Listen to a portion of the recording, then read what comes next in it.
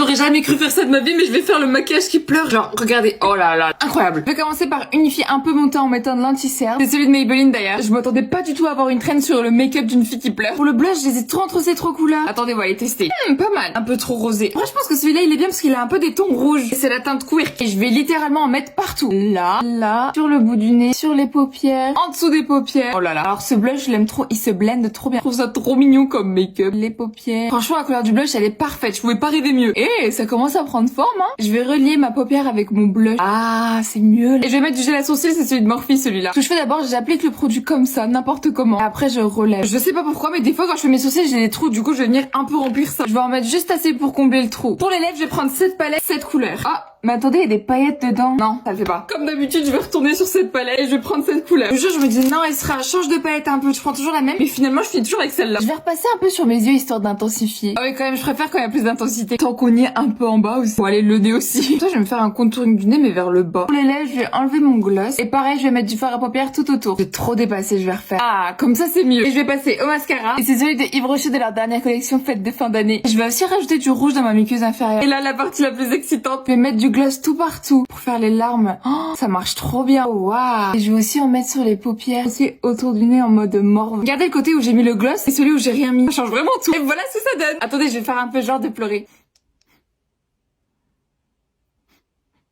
Franchement, je trouve ça super réaliste. J'aime trop.